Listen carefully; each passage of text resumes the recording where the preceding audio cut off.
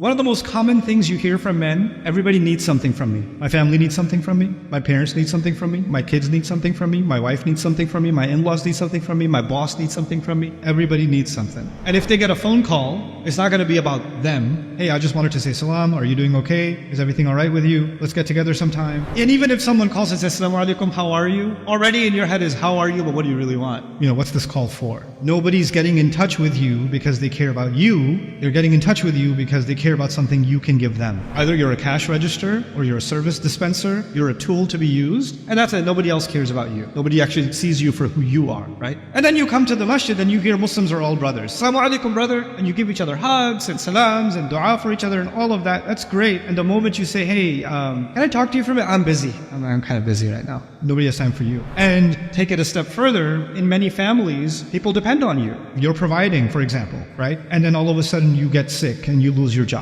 Not only do you lose your job, you lose your respect in the family. People don't look at you the same way anymore. In fact, they're avoiding you as best as possible. You know why? Because all of a sudden you went from someone who was giving to someone who might be asking. So let's stay away from someone who might be asking. If this is the condition even inside of our families, what do you imagine is the condition when we expand it a little bit to a level of a community? It's demonstrated over and over again that even though there is some level of camaraderie between us, salam and dua between us, it doesn't go past formalities. It's not actual brotherhood. Here's the litmus test for what real brotherhood looks like. If I'm really going through a crisis, if there's something terrible I'm going through, is there someone I can call immediately? And would it be the brothers at the masjid? And if you have those people in your life, then you have some level of brotherhood in your life. But if you have to think twice, if I tell this person, what are they going to think of me? If I tell this person, how will they use it against me? You have to calculate whether or not you should share what's troubling you with someone because you don't know if they're going to go talk to 20 other people about you. You know what this brother told me he's going through? Oh my God. You don't want to become somebody else's entertaining story, so you keep your mouth shut. You know what that means? You don't have brotherhood in your life. Take another step. There are people in our community, young men, older men, that fail. Failure is a part of life. You fail in an exam. It happens. You fail in a job interview. It happens. You can also fail in your deen. Some young man can go through some depression and start drinking alcohol. It happens. Somebody might end up in haram situations, might go down a path, drugs, alcohol, you name it, all of it. If you had a family member, if you were walking with your child and your child fell,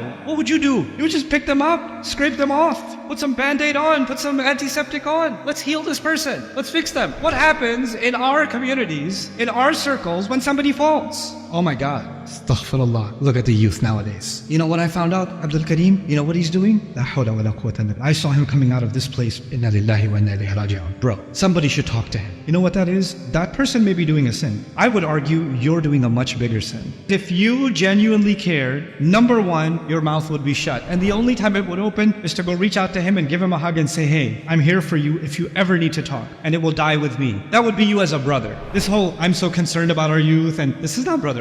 I don't know what that is. Backstabbing at least. That's what that is. And then we have the audacity to say, why isn't the Ummah united? The billions of us. Rasulullah sallallahu alaihi wasallam was given a remarkable victory at Khaybar. Before Khaybar, Muslims were basically bankrupt. Basically had no money. After Khaybar, all of a sudden, we were millionaires. All of that, all of a sudden came into Medina. And just before this happened, the Muslims were barely getting by. I mean, there are narrations of the Prophet himself, sallallahu alaihi wasallam, having to turn his daughter away because he didn't have food to even give her while she was starving for 3 days herself. And he had stones tied to his belly because of the pains in his own stomach. And then after Khaybar, all of a sudden, millions have come in. Now, let's think about this for a second. The Muhajirun came from Makkah, yes? They left everything behind. But the people in Medina were poor to begin with. They weren't rich. They didn't have a 3-bedroom house. They didn't have a 2-bedroom house. They didn't even have bedrooms. But now all these people came and they got to stay somewhere. And so what did the Ansar do? They housed the Muhajirun. Now they barely had enough food for themselves. Now they've got more mouths to feed. Then on top of that, 6 months after the Prophet ﷺ gets to Medina, we're getting ready for war. Badr is about to happen. And when you're preparing for war, if you know nothing about war, you should know war is expensive.